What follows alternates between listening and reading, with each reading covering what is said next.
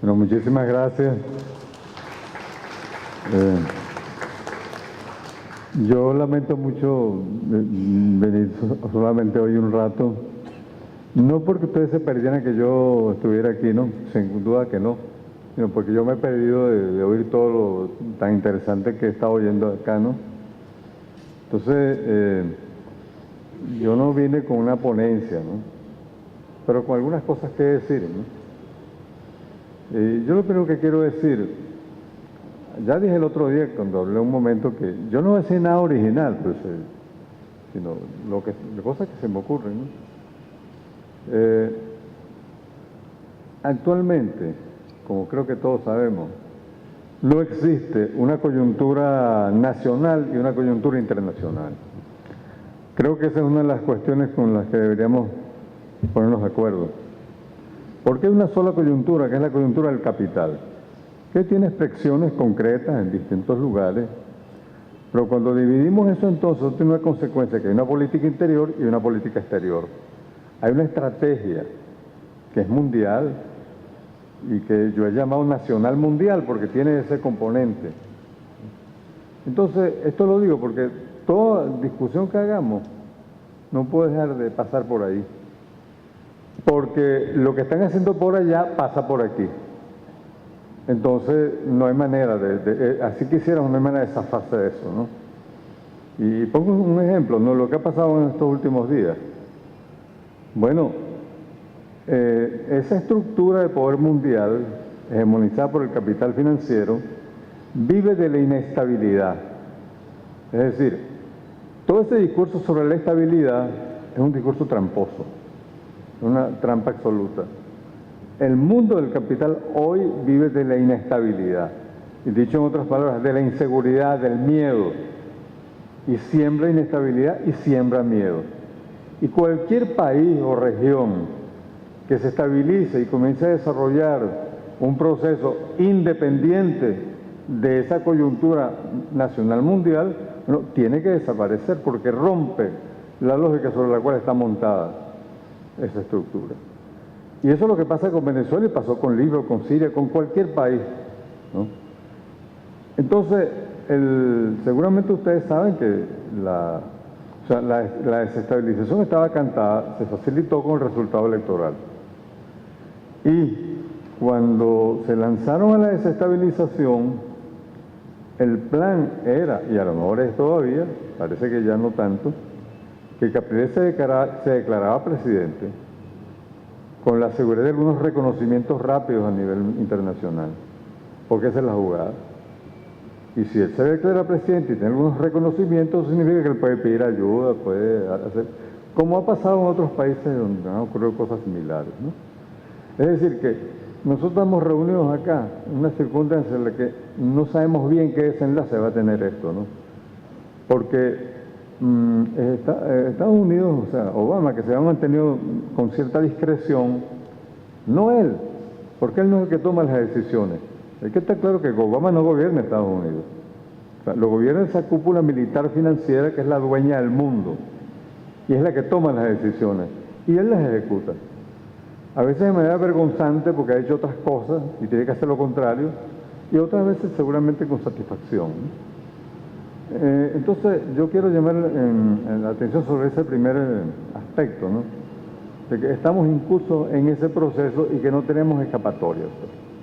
Por más que queramos hacer un proceso nacional, bonito, y tal, no es posible. No hay procesos nacionales.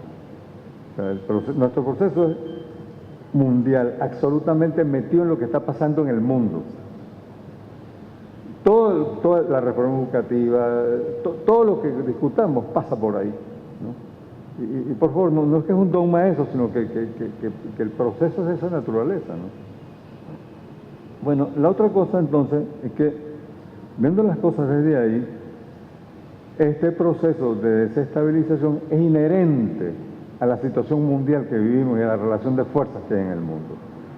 Es decir, el proceso venezolano, como algunos creen, no va a llegar a un aterrizaje suave, donde se estabiliza, donde comenzamos a hacer las cosas en otras condiciones, va a ser como es ahorita y quizá peor, ¿no? El problema está en que nosotros no hemos podido dar el tránsito del estado del bienestar al socialismo. O sea, hay un proceso de estado del bienestar, digamos, este proceso que hemos vivido hasta ahora, incluidas a veces las nacionalizaciones. Por ejemplo, el Banco Venezuela fue nacionalizado y uno que hizo un golpe al capital. No, el Banco Venezuela tenía a nivel mundial un flujo de caja muy negativo y necesitaba urgentemente liquidez. Bueno, le vino muy bien la nacionalización, que le pagaron lo que le pagaron y resolvió problemas que tenía, ¿no? Es decir, que algunas medidas que nosotros observamos como radicales, bueno, y sí lo son, pues, ¿no? Pero tienen ese otro piquete, ¿no? Que tiene que ver con eso que dije antes, ¿no? Entonces, la desestabilización es un elemento componente, estructuralmente componente del proceso venezolano. Y como no hemos dado ese tránsito del estado del bienestar al socialismo, entonces tiene los problemas que tiene el estado del bienestar sumados a los problemas que se plantea un proceso de construcción socialista. Eso lo hace más complejo, ¿no? Porque entonces tenemos que dar ese tránsito rápido, dejar de ser el estado del bienestar y ponernos en serio a hacer ese otro proceso. Eso supera algunas cosas que yo mencioné alguna el otro día. Los factores en los que está apoyado este proceso. Por una parte, su principal punto de apoyo es que se ha ido construyendo un bloque social de los oprimidos que tiene claras muestras de existencia, ¿no? Y que se observa no solo en las elecciones, ¿no? Sino que uno observa que cada vez que hay conflictos, ve las intervenciones que hace la gente en la televisión. O sea, la gente no interviene hoy igual que intervenía hace tiempo. O sea, hay una gran muestra de madurez, ¿no? de conciencia y de claridad de hacia dónde van las cosas.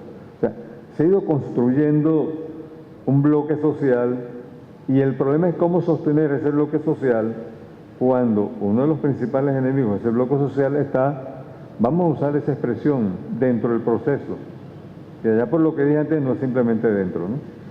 Pero efectivamente se ha constituido una burocracia que ha llegado a monopolizar las palancas principales a través de las cuales podemos avanzar. Entonces, nosotros tenemos el reto, ¿verdad?, de construir poder popular, de construir organización popular. Vladimir habló de la clase obrera, por supuesto, yo recojo todo lo que dijo Vladimir, pero como el proceso venezolano y el proceso general en el sur tiene una de las características que tiene, es que es muy diverso tanto desde el punto de vista político como social, entonces más bien esa idea del bloque social de los oprimidos me parece que tiene más sentido en la situación que tenemos planteada, pues, donde por supuesto los trabajadores juegan un papel sumamente importante. O sea, yo no estoy discutiendo eso, yo recojo donde lo debo Vladimir y ya, ¿no? Entonces, el problema de construir ese bloque social pasa por desarticular esa relación Estado, partido, movimiento social. Es decir, cuando en Cuba incluso están desmontando eso, o sea, aquí se está fortaleciendo, se quedamos incluso a contracorriente de otros procesos cercanos. Eso entonces que el Estado dirige al partido y a veces no se sabe cómo es, porque además, como aquí no hay ni un Estado consolidado como el que queremos, y mucho menos hay un partido, entonces es una relación extraña, porque, por ejemplo, en el socialismo soviético eso tiene unas reglas. Esa relación Estado, partido, trabajadores, tiene unas reglas, tiene unas características que pueden ser definidas. Aquí no existe eso. Eso está bien y está mal, ¿no? Está bien porque precisamente en ese vamos a llamarlo zaperoco que hay ahí, entonces hay caminos por donde avanzar. Pero obviamente que ese es uno de los problemas a resolver más serios, incluso para las propuestas que hace Víctor, que me parecen muy atinadas, ¿no? O sea, no hay manera de llevar adelante propuesta alguna que me resuelva ese problema de la relación Estado, partido, movimientos sociales. Digo yo, pues, que no hay manera, porque todo se tranca ahí. Si no, bueno, vean todos los planes, bueno, Víctor ha trabajado eso y hay gente que ha escrito. Todos los programas que el propio presidente Chávez ha propuesto. Bueno, en vida, Chávez proponía una cosa aquí y por allá hacían otra. Es decir, porque no es que había entonces eso que es una línea autoritaria, aparentemente. De hecho, eso no es así. Ojalá, porque por lo menos algo hubiera quedado, pues, de cosas, de decisiones que tomó Chávez que eran absolutamente correctas. Pero se decidió una cosa aquí y se hace otra por allá. Entonces, ese es un problema muy serio. El otro asunto que yo quiero plantear, saliéndome de este campo, el cual podría ser otra cosa, pero no voy a decir más, es que esto se enfrenta a una situación en la cual, para hablar en términos económicos, el planeta ha entrado a un proceso de rendimientos decrecientes. Es decir, cada vez producir utilizando los recursos de este planeta implica usar más recursos por unidad productiva. Y eso significa que el planeta entonces, en la medida en que se incrementa la acumulación de capital, va produciendo menos oxígeno, menos agua potable, menos selva, menos bosques, menos ríos, es decir, los fundamentos de la vida. Entonces, el capital financiero internacional no se alarma con esto. No solo no se alarma, sino que impulsa la destrucción del planeta. Porque ellos tienen un proyecto en el cual consideran que sobre la base de la alta ciencia y tecnología ellos resuelven ese problema. Por ejemplo, ¿cómo resolver el problema de los bosques? Bueno, con bosques transgénicos. No se siembran bosques, como que si eso fuese tan sencillo, ¿no? En general, ellos han ido estructurando soluciones, ¿no?, científicas y tecnológicas para resolver los problemas del ambiente. Por eso es que en las conversaciones en Naciones Unidas, en Copenhague, luego en México, luego en Sudáfrica, y donde vaya, eso va caminando por el mundo con el resultado igual peor cada vez. Porque cada vez son más duros en las negociaciones. No van a ceder al protocolo de Kioto, lo acabaron ya. Eso se acabó. Entonces, ese es un problema que nosotros no podemos dejar de mencionar y que tenemos que tomar muy en serio. Porque como dijo Fidel hace poco, digo, bueno, no podemos confundir toda la vida. La vida inteligente, esa es la que está en peligro, o sea, nosotros. Porque la vida va a seguir, pues, ¿no? La vida tiene muchos millones de años, ¿no? Entonces, ese problema es muy serio. El otro problema que yo quiero resolver, qué horror, es el del problema de la organización. Vladimir dijo bien lo del partido, ¿no? Yo no voy a agregar nada sobre eso, ¿no? Solo que yo creo que el tiempo de un partido que lo coordina y lo dirige todo pasó. Si un partido aspira hoy a tener alguna existencia honorable, tiene que ser porque es parte de una gran red de organizaciones populares.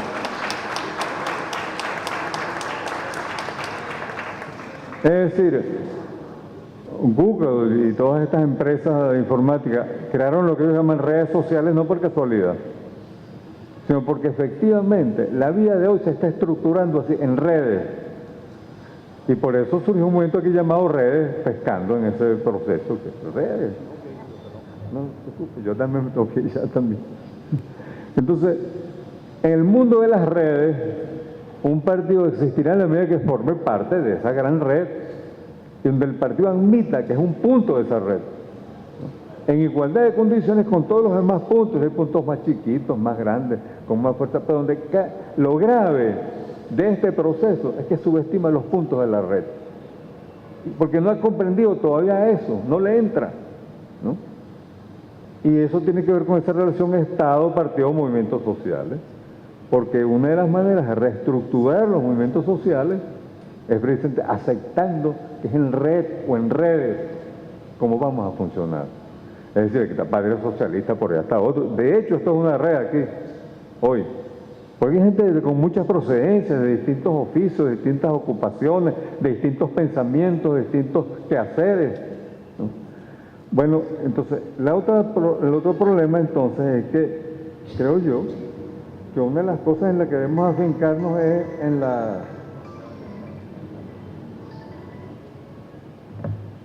¿cómo coordinamos todo esto? Hay un consejo que más le dio a la Primera Internacional, Y yo sí me lo traigo a cuento porque la primera internacional fue un poco lo más parecido a esto que somos nosotros hoy día, ¿no? Porque ya la segunda y la tercera fueron otra cosa. Pero la primera internacional en tiempos de marzo es la unión de una gran diversidad de movimientos, que no era posible dirigirlo, que un partido dirigiera todo eso, ¿no? Entonces Marx no resolvió este problema del partido y eso, pero resolvió una cosa muy importante.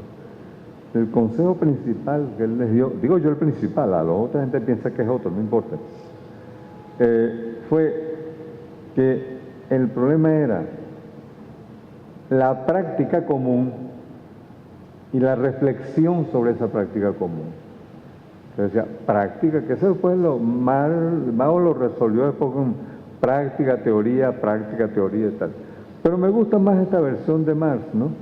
De práctica común y reflexión sobre esta práctica común. Eso significa que entonces nuestros diálogos, a mí me gusta más hablar de diálogo que de debate, nuestros diálogos toman otro sentido. Y es que, está bien, nosotros traemos posiciones teóricas, políticas, eso está muy bien, pero eso tiene que terminar en acciones. Porque en verdad donde nos podemos unir no es tanto en el teorizar, y yo no estoy rebajando la importancia de eso, por favor, ¿no? Donde nos vamos a unir de veras en el hacer, es un movimiento que se une en el hacer, porque hacemos cosas comunes. Y hoy podemos hacer una y mañana otra. Y hoy alguien puede converger en la de hoy y después en la de mañana, y no en la de hoy, bueno, mañana, y no nos dividimos, porque hay que buscar una manera como no nos dividamos. Porque el mal de todos estos procesos que se dividen, mañana Patria Socialista tiene dos corrientes y se pelean. Y así, los movimientos más chiquitos, yo me acuerdo que Teodoro Pekov, que maneja muy bien la ironía, ustedes recuerdan el GAR, ¿verdad? Bueno, entonces Teodoro Pekov una vez dijo, y el GAR buscó el bisturí de Fernández Morán y se dividió, ¿no? Entonces, así pasa, somos grupos muy pequeños y nos dividimos pues, con el bisturí ese Fernández Morán, ¿no? Ok. Bueno, ya menos que se acabó el tiempo, yo sé que es verdad. Bueno, muchas gracias por escucharme.